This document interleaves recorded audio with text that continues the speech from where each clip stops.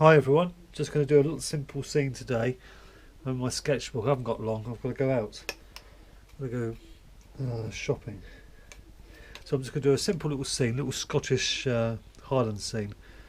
Yeah, so it's got quite a nice little warm sky, so I'm starting off with some burnt sienna, just to get some light in around the bottom area.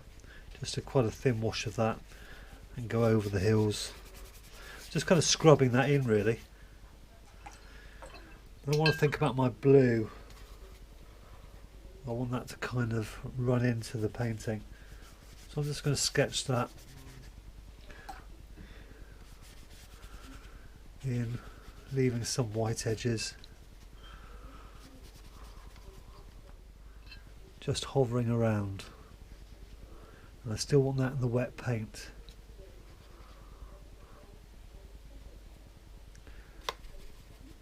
And as I come over this side, they're warming up slightly. So I just add a little bit more burnt sienna. Clean my brush. Soften the edges of some of them. So we can have some soft edges, some hard edges. I'll get my burnt sienna and some of my blue. And just, it's quite brown under there. It's weird. Or am I seeing it wrong?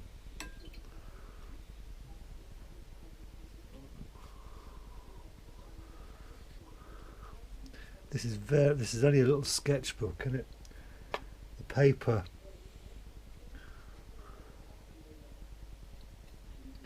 is quite not very good. It's just meant for sketches.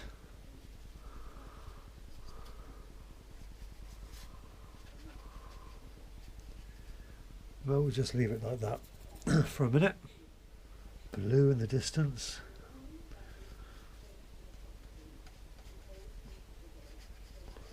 Soften them up a bit.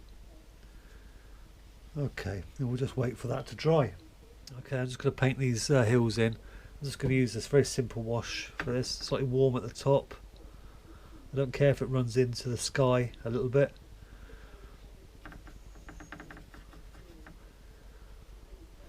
All adds to the effect. I'm just using I think it's about an inch flat brush, just to paint in this little hill, well, mountain, down to the water.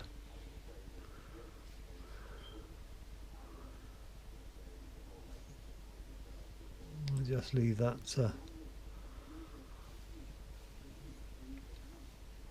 dry.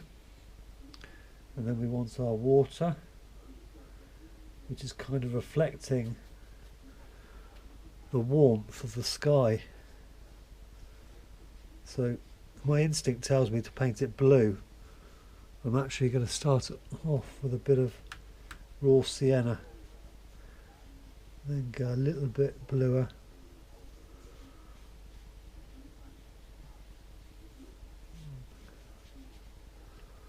As I come down to the bottom,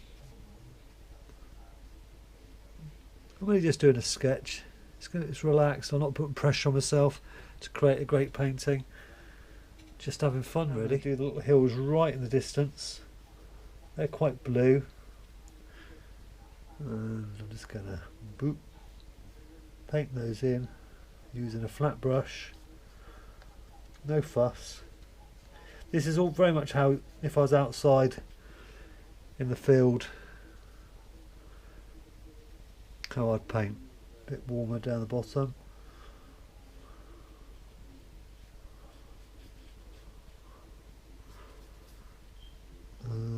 That one's bluer. That one's not taking much paint for some reason. Oh, I don't know. I'll come back to that.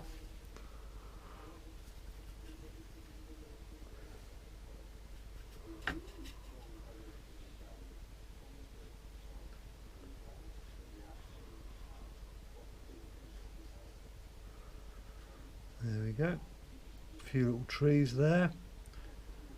There's a nice little row of trees just in the distance in front of the bigger mountain.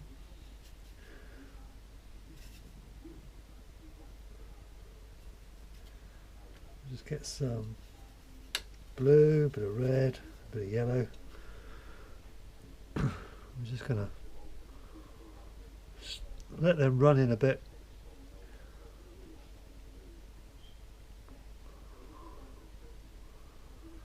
Just jot them along. A bit yellow as they go this end, a bit more warmth in them. So just get that in front of the mountain.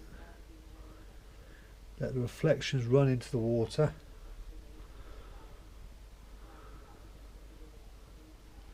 And that's about that. Then in front of that, there's some nice bright reeds. They look sort of very bright and cheerful. And we're just going to let that go.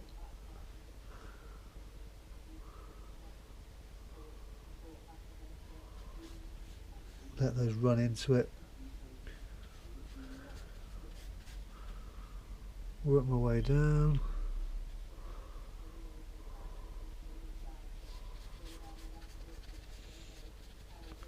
And as I come forward, it's greening up considerably. So a bit of cobalt, a bit of lemon. It's quite bright, this green.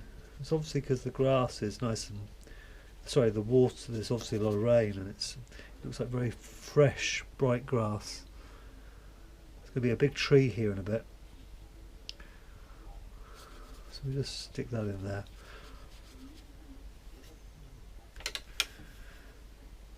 Paint that to the edge.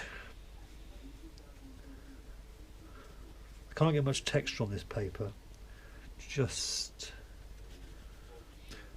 because it's so smooth. Well, smoothish. I'll just mix this up. There's a little bit of warmth in some of this. Yeah. Just mix it with the green.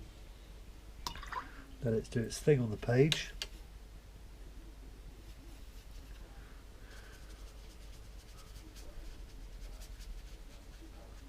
And then we'll come back. There's some gorse or something here. So we'll just put these underneath the tree.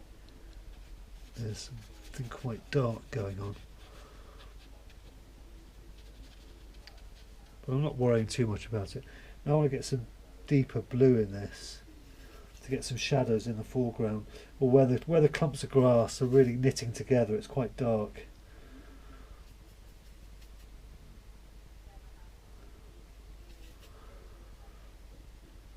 Just mixing some ultramarine, alizarin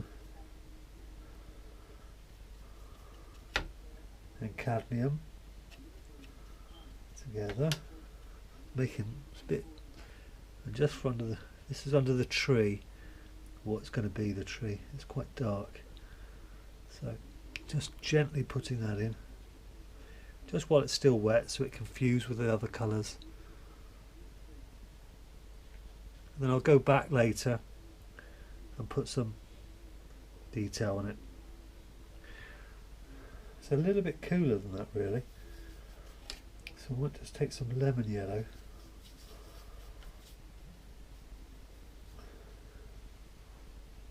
Put some more green in it. But it's only an impression.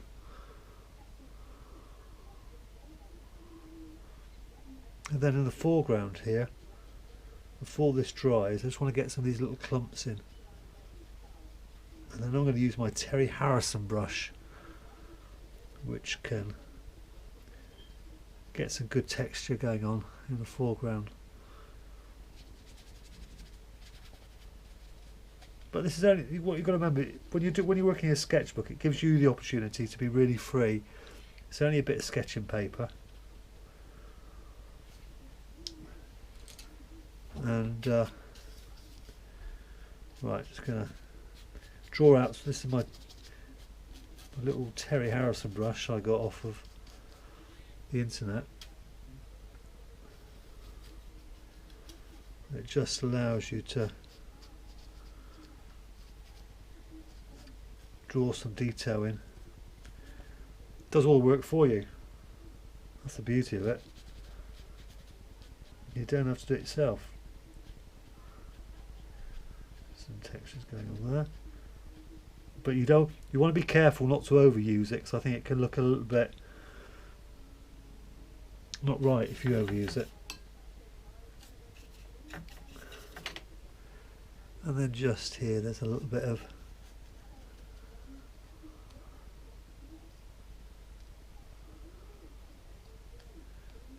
detail. We're just suggesting it.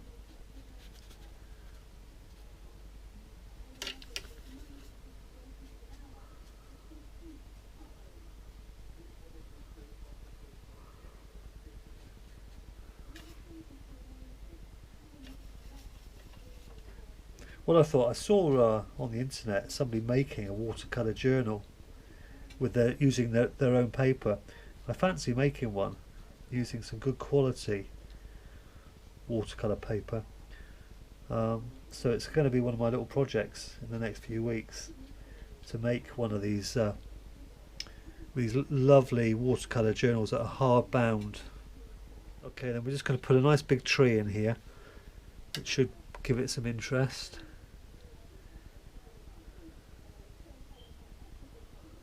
Just make sure I kind of get it right. I don't like that brush, it's not working for me. I'm going to use my smaller one. There's nice warmth in this.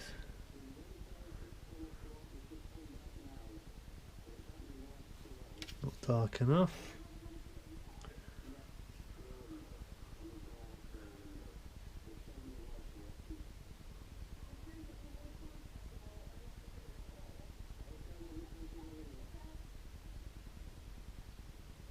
So I'm just sketching in the main branch area, and I'll come up with a little brush in a minute and put in the smaller branches. This is just doing the thicker branches at the moment, as you can see.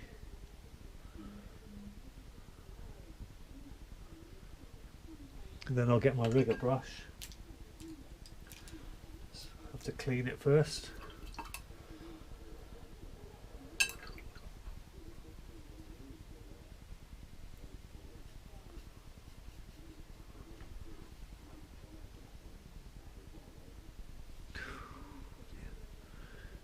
Your brush.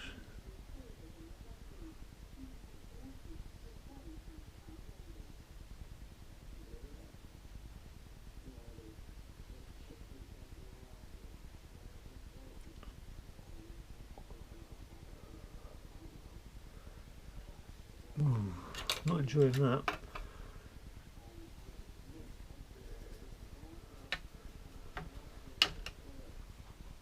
Then I'm just going to use the side of my brush.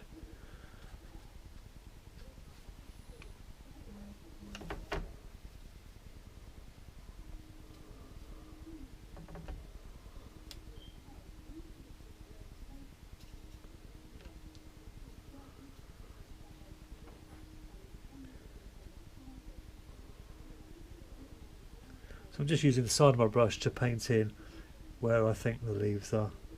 I'm not obviously painting every leaf, I'm just, you know, glossing it in.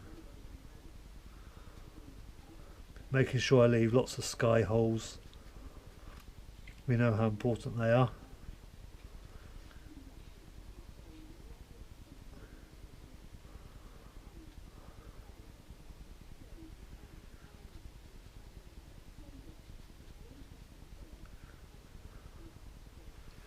There we go. Just have some darker ones in the centre. Mix up my final dark for that bit. Oh, a nice bluey in there. It's quite just in places. Let some colours run out. and add some interest to it. And that's about it really. There's just a little simple, when you've only got half an hour, you know, you don't have to sit down for like a 3-hour painting session. You could just do a little bit for whatever. Let's take some more of that a bit closer.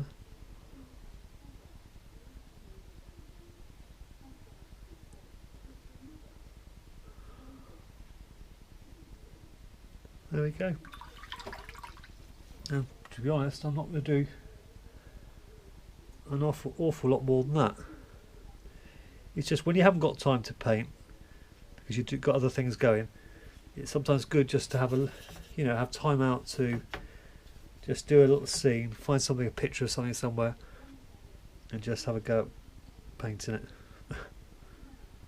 Just to keep yourself loose. Well, I hope you enjoyed that.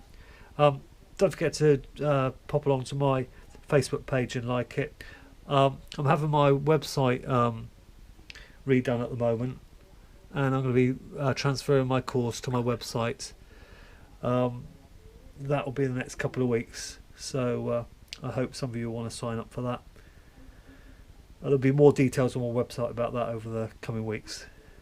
But thanks ever so much for watching, and bye for now.